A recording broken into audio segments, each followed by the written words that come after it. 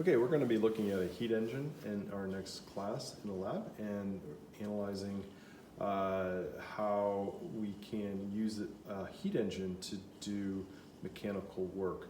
So let me walk you through the parts of the heat engine that we're going to look at. So this is the heat engine right here, and you can see that it has a cylinder, piston, that goes up and down. And the top of the piston has a place where I can set a weight.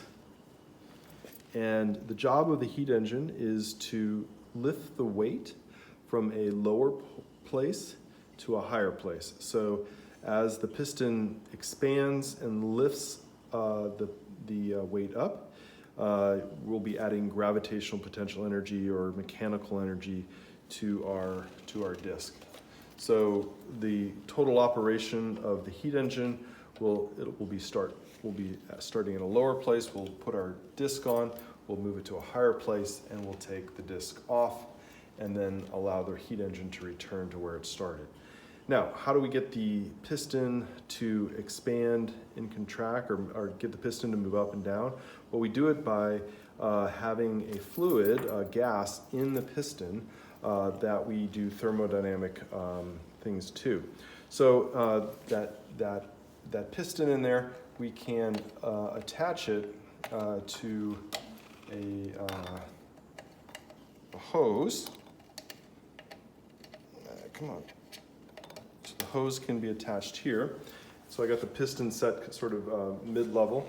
And the hose has a pressure meter on it where we can read on our screen what the pressure is. Right now it's set at 99.9. So you can see I can move the pressure around. Sorry, let me start the meter. I can change the pressure by obviously moving the piston up and down manually. So you can see the pressure changing. And then the hose is also attached to this container of just gas. And that container I can plunge into ice water, or I can plunge into hot water. So what a heat engine does is it takes the flow of energy, as we have energy flowing out of our hot engine, our hot reservoir, into the fluid in the heat engine, and then ultimately into the cold one, and uses that energy to do mechanical work. So I'll show you how it does it. I'm going to walk you through the 4 states that we go through in this as we begin to do our work. So we start with our state 1 is with our fluid in a cold condition. Okay, so this would be considered state 1. And we have, we can measure the temperature of the fluid by just measuring the temperature of the ice bath. We can measure the volume of the gas because we have a volumetric measurement on our piston. And we can measure the pressure. So we have all the state variables we need. And then we're going to move to state 2 by putting this disc onto the top of the piston. And when you do that, you'll see some changes. Since I'm adding some force to my piston, the piston kind of goes down a little bit.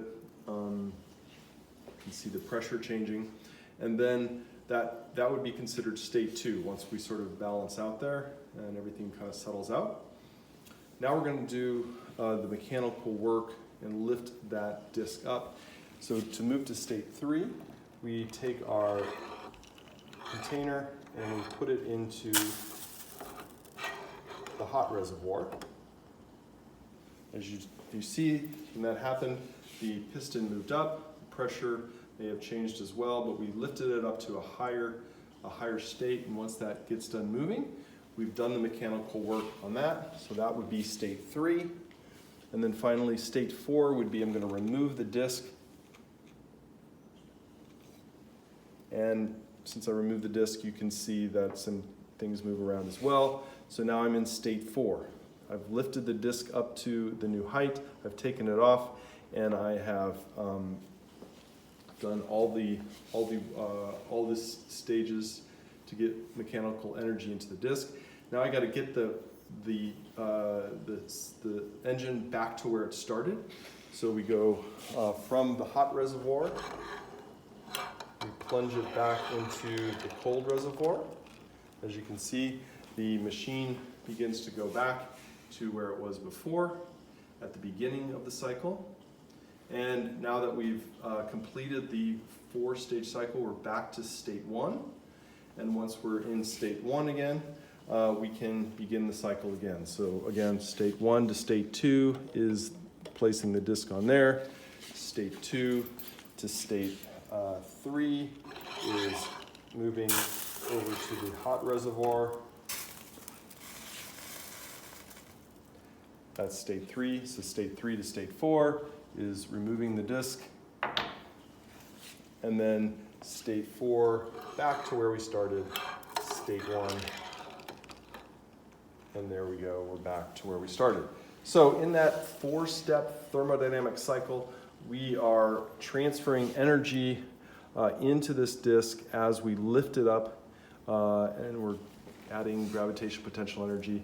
In theory, you could do that process over and over again, continuing to use the difference in temperature between our hot reservoir and our cold reservoir to get energy into mechanical energy.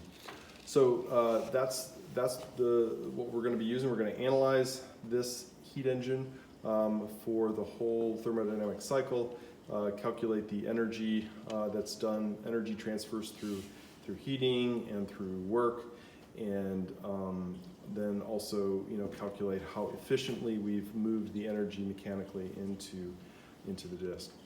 So that's it. Yeah.